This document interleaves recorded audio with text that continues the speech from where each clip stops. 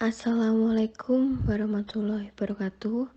Selamat siang kepada Bu Nibras, Bu Rani, dan juga teman-teman. Selamat siang, kami dari kelompok 6 akan mempresentasikan materi mengenai penelitian eksperimental di mata kuliah metode penelitian akuntansi. Sebelumnya, perkenalkan kami dari kelompok 6 beranggotakan saya sendiri Ika Wulandari dengan NPM 20101040002, lalu ada Restu Argarinjani dengan NPM 20101040003, lalu ada Amalia Nesa Arlinda dengan NPM 20101040044, kemudian ada Nabilah Maulita dengan NPM 20101040075, dan yang terakhir ada Maulana Iqbal Pradana dengan NPM 20101040091.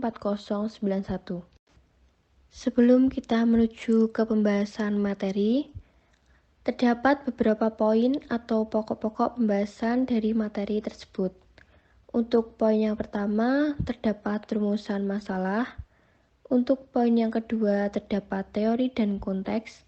Untuk poin yang ketiga, terdapat desain eksperimental. Poin yang keempat, terdapat pertukaran validitas. Dan poin yang kelima atau poin yang terakhir, penelitian kuasi eksperimental. Nah, pada saat ini kita akan membahas mengenai rumusan masalah. Pada penelitiannya pada tahun 1996, Gibbons dan Salterio menyarankan 4 pedoman untuk kebaikan penelitian eksperimental dalam akuntansi. Yang pertama, ada pernyataan yang jelas tentang masalah, pentingnya dan kontribusinya terhadap pengetahuan yang akan dibuat solusinya. Yang kedua, pernyataan yang jelas tentang teori yang mendasari proses, khususnya teori yang mendorong perilaku dan dampak konteks pada teori. Yang ketiga, desain eksperimental yang baik karena kelemahan fatal dapat disebabkan oleh desain yang tidak sesuai atau tidak memadai. Yang keempat, pengakuan akan pentingnya validitas eksternal. Jika ini berarti kita membutuhkan pengaturan eksperimental yang lebih realistis, maka kita membutuhkan penjelasan teoritis yang lebih kaya tentang perilaku yang dihasilkan. Untuk variabel yang diminati adalah Y atau variabel terikat atau observasi, lalu XI yang merupakan variabel bebas atau perlakuan yang dapat dimanipulasi dalam nilai, seperti dalam eksperimen, atau diukur dari data arsip seperti dalam studi ekonometrik. Lalu eksperimen laboratorium biasanya memiliki lebih banyak internal validitas daripada metode penelitian lainnya, khususnya studi lapangan. Pada saat kali ini kita akan membahas mengenai teori dan konteks. Yang pertama ada peran teori dalam pengaturan penilaian nyata. Nah, untuk mengambil keuntungan dari kekuatan potensial pengaturan eksperimental dalam menguji hubungan sebab akibat, kerangka teoritis yang dikembangkan dengan baik sangatlah penting. Setelah kerangka teoritis telah ditetapkan, peneliti dapat memutuskan variabel mana yang harus dimanipulasi dan diukur dan mana yang dikendalikan. Lalu yang kedua, penilaian dalam konteks tugas tertentu. Pertanyaan tentang konteks merupakan ancaman yang berpotensi besar terhadap validitas eksternal penilaian dalam tugas-tugas eksperimental. Eksperimen yang dirancang dengan baik harus mencoba untuk mengatasi masing-masing masalah. Tetapi meskipun demikian, tetap sulit untuk mengontrol semua variabel asing potensial dengan sukses dengan kepastian 100% dalam percobaan apapun. Perhatian besar harus diberikan dalam menyusun literatur temuan komparatif untuk mendukung arah penelitian tertentu, terutama tanpa kembali ke makalah asli. Temuan yang tidak konsisten atau kontradiktif mungkin disebabkan oleh konteks penelitian yang berbeda daripada variabel kunci yang dipermasalahkan. Lalu yang ketiga ada peran insentif bagi peserta.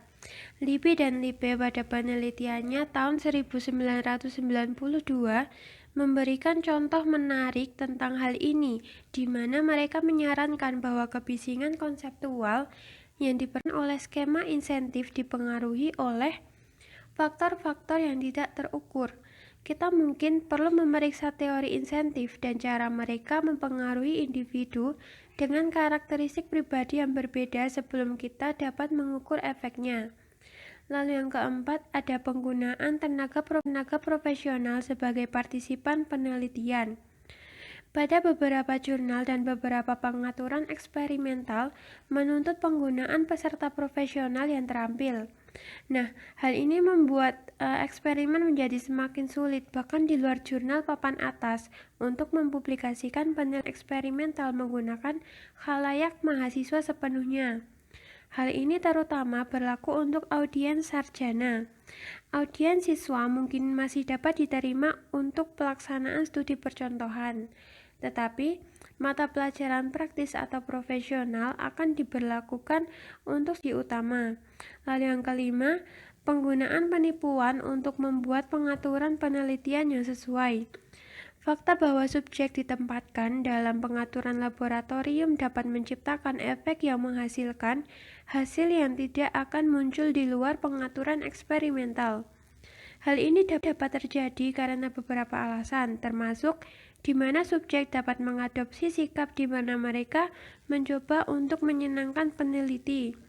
Weber dan Cook pada penelitiannya pada tahun 1972 dan Stepanski et al. Pada penelitiannya tahun 1992 melaporkan situasi di mana peserta dalam eksperimen ingin membantu eksperimen dengan tampaknya mencoba untuk memberikan apa yang diharapkan dari mereka. Dalam keadaan seperti itu, mungkin perlu untuk menipu subjek mengenai tujuan percobaan, sehingga mereka tidak mengetahui hasil prediksi dari penelitian untuk pembahasan kali ini adalah mengenai desain eksperimental. Trotman pada penelitiannya tahun 1996 mengikuti Campbell dan Stanley pada penelitiannya tahun 1963 serta Libby pada penelitiannya tahun 1981 menyarankan beberapa alternatif. Yang pertama ada desain kelompok kontrol hanya pasca tes. Subjek secara acak ditugaskan untuk perawatan, yaitu untuk berbagai tingkat variabel independen atau penjelas. Bentuk dasar dari desain ini dapat dengan mudah diperluas untuk mencakup banyak tingkat perawatan lainnya. Lalu yang kedua ada desain kelompok kontrol prates dan pasca tes. Subjek diukur untuk melihat bagaimana mereka bereaksi terhadap perawatan berturut-turut. Tetapi kali ini, desain eksperimental sebelum dan sesudah digunakan yang memungkinkan desain penelitian untuk mengontrol perbedaan individu. Lalu yang ketiga ada desain faktorial antar mata pelajaran. Melibatkan variasi simultan dari dua atau lebih perlakuan atau variabel penjelas sehingga kita dapat memantau dampak terpisah mereka pada dependen variabel dan setiap efek interaktif potensial antara variabel penjelas. Nah, Trotman pada penelitiannya tahun 1996 mengidentifikasi sejumlah keuntungan yang berbeda dengan menggunakan desain faktorial. Yang pertama ada efek interaksi dapat dievaluasi. Yang kedua, variabel pengganggu yang berpotensi dapat dipertahankan konstan di dalam sel sehingga pengaruhnya dapat dievaluasi. Yang ketiga, validitas eksternal berpotensi dapat ditingkatkan. Lalu yang terakhir, Oke, yang selanjutnya ada desain faktorial dalam mata pelajaran. Yaitu ada keuntungan desain dan kerugian desain. Yang keuntungan itu memiliki 3. Yang pertama ada lebih sedikit mata pelajaran, lalu kekuatan statistik dari hasil berpotensi lebih besar, dan berguna untuk memeriksa perbedaan dalam penggunaan informasi dan dampak dari perlakuan yang berbeda. Sedangkan kerugian desain penelitian ini menurut Brownell 1995 dan Trutman 1996 terdiri dari efek permintaan. Variabel subjek tidak dapat digunakan sebagai variabel penjelas. Lalu ada efek latihan, efek bawaan, efek statistik, dan yang terakhir efek Q-silence. Selanjutnya terdapat beberapa prosedur alternatif untuk menangani variabel yang berpotensi mengancam validitas internal. Yang pertama ada kelompok kontrol untuk menahan variabel asing konstan. Lalu ada pengacakan, yaitu distribusi variabel memiliki kemungkinan yang sama di semua variabel independen. Lalu memegang konstan, yaitu variabel memiliki nilai yang sama di semua nilai variabel independen. Lalu pencocokan, distribusi variabel adalah umum di masing-masing variabel independen. Lalu penyeimbangan, menggunakan semua kombinasi urutan perlakuan akan mengatasi dampak efek urutan apapun, tetapi akan memerlukan persiapan berbagai versi eksperimen. Lalu yang terakhir, mengabaikan variabel dengan sengaja atau tidak sengaja. Oke, yang selanjutnya ada pertukaran validitas. Validitas konstruks menggambarkan sejauh mana konstruks abstrak berhasil dioperasionalkan. Definisi ini mencakup sejauh mana konstruksi diukur dengan andal dan sejauh mana mereka menyediakan langkah-langkah yang secara efektif menangkap esensi abstraksi. Menurut Nunnelly 1974 menjelaskan 3 aspek pembentukan konstruksi validitas. Yang pertama, menentukan variabel-variabel yang dapat diamati dan terkait dengan konstruk. Ini memberitahu peneliti item mana yang harus diukur dan dievaluasi pada langkah-langkah selanjutnya. Lalu, menentukan sejauh mana variabel yang dapat diamati ini dapat diandalkan ukuran satu atau lebih konstruksi dan sejauh mana keterkaitan di antara item yang diukur. Lalu yang terakhir, menentukan sejauh mana ukuran-ukuran konstruksi tersebut employed akan menghasilkan hasil yang dapat diprediksi. Selanjutnya, terdapat ancaman terhadap validitas internal. Menurut Cook dan Campbell tahun 1979 mengidentifikasi 9 masalah validitas internal yang terpisah. Yang pertama, pematangan. Ini menyangkut dampak apapun yang terkait dengan berlalunya waktu. Ini akan berhubungan dengan perubahan pada subjek antara eksperimen berturut-turut atau bahkan selama satu percobaan atau wawancara. Lalu yang selanjutnya ada sejarah. Ini mirip dengan yang di atas, tetapi lebih mementingkan perubahan lingkungan yang dapat berdampak pada penelitian, bukan dengan perubahan-perubahan dalam subjek tersebut. Perubahan lingkungan ini akan berdampak secara signifikan pada studi longitudinal dan mereka yang berada di mana pengumpulan data, misalnya wawancara atau eksperimen, dilakukan melalui perpanjangan waktu masa. Lalu yang ketiga ada pengujian, itu hasil dari serangkaian tes, mungkin sebagian disebabkan oleh hasil tes sebelumnya. Lalu ada kematian subjek. Subjek dapat mati atau lebih mungkin absen sendiri sebagian jalan melalui serangkaian eksperimen atau wawancara. Ini akan menyebabkan kehilangan data, tetapi lebih serius ketidakhadiran mungkin tergantung pada sistematika faktor. Subjek yang paling tidak termotivasi mungkin keluar dari eksperimen sehingga kita dibiarkan dengan kelompok yang tidak representatif. Lalu selanjutnya ada kematian eksperimental. Itu berlalunya waktu dapat memiliki banyak efek pada perusahaan subjek. Misalnya perusahaan mungkin telah tumbuh, menggabungkan atau menggeser dari status publik ke pribadi. Lalu ada instrumentasi. Bahan, instruksi, dan prosedur yang identik harus digunakan selama penelitian. selain di mana perawatan sengaja dilakukan bervariasi. Nah, jika suatu instrumen menghasilkan ukuran yang berbeda dari yang sama hal dalam kondisi yang berbeda, maka ini menunjukkan bahwa masalah konseptual terkait dengan instrumen dan administrasinya telah mengancam validitas internal. Lalu pilihan, subjek harus dialokasikan secara acak ke sel atau grup untuk tujuan perbandingan. Tetapi ini mungkin tidak mungkin dicapai di praktek atau tidak cukup untuk mengontrol untuk semua variasi dalam sampel.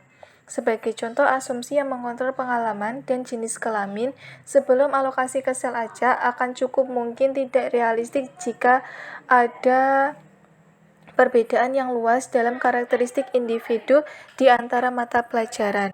Lalu ada regresi statistik. Akan ada kecenderungan statistik untuk berturut-turut hasil dari individu untuk mundur ke arah rata-rata. Ini seharusnya tercermin dalam interpretasi pola hasil berturut-turut atas waktu.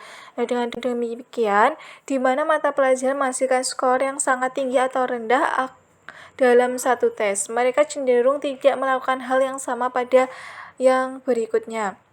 Mereka adalah lebih cenderung mundur ke arah rata-rata.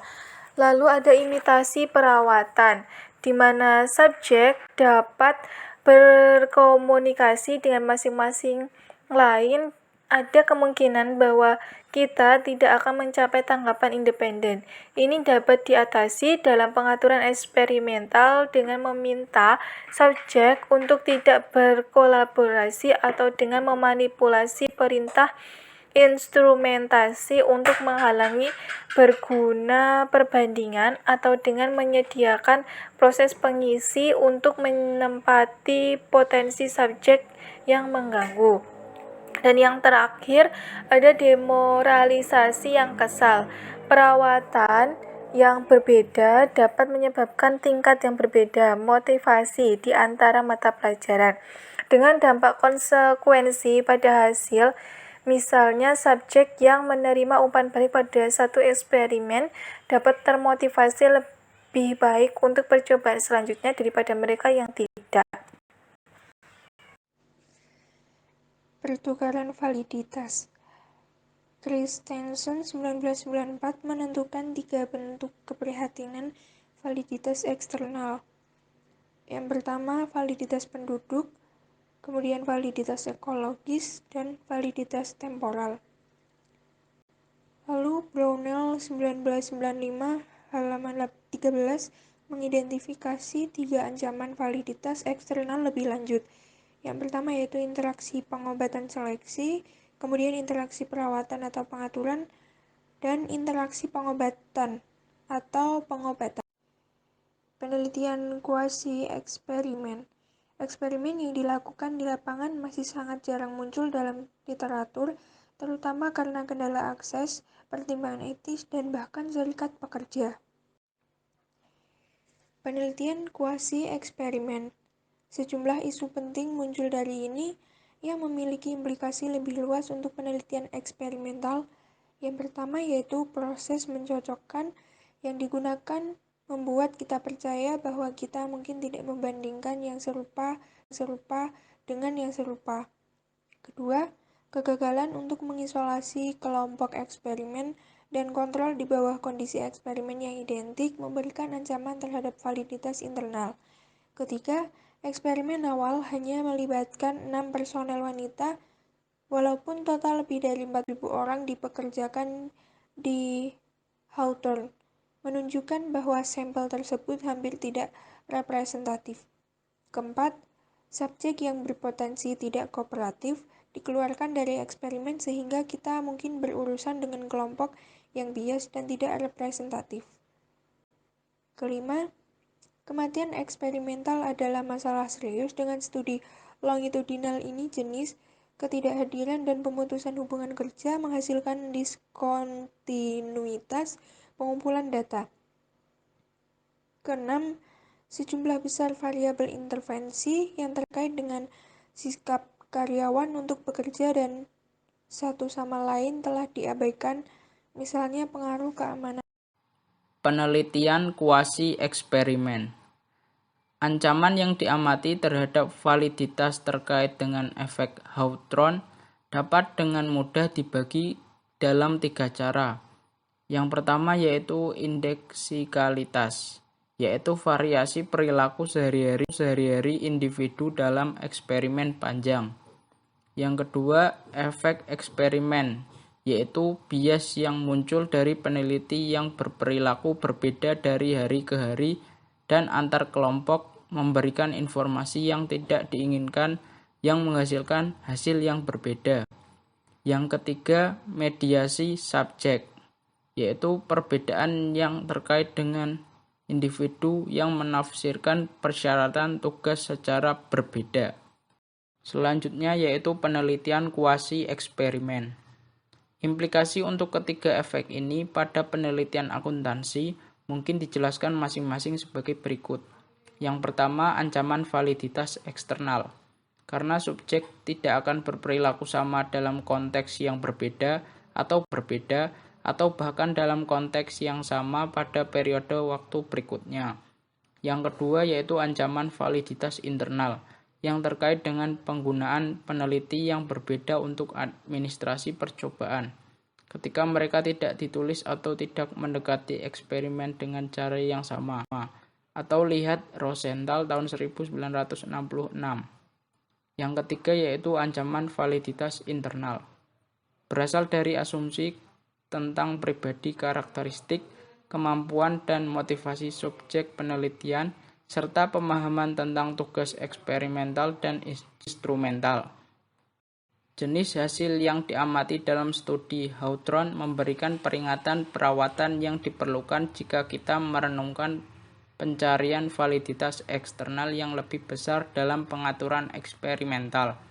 Masalah tambahan di atas yang sudah dicatat benar eksperimen muncul di lapangan karena kebutuhan untuk berkolaborasi secara erat dengan organisasi yang menyediakan akses. Perencanaan rinci pada tahap desain sangat penting dalam pengaturan eksperimental. Meski begitu, sangat sulit untuk memastikan 100% mencakup segala sesuatu yang dapat menyebabkan kesulitan, yang berarti bahwa eksperimen tambahan mungkin diperlukan untuk memperbaiki kekurangan. Jika akses ke mata pelajaran sangat dibatasi, baik berdasarkan waktu atau ketersediaan, hal ini dapat menimbulkan masalah dan paling tidak akan menunda analisis. Demikian akhir dari presentasi kelompok kami. Kurang lebihnya mohon maaf. Wassalamualaikum warahmatullahi wabarakatuh.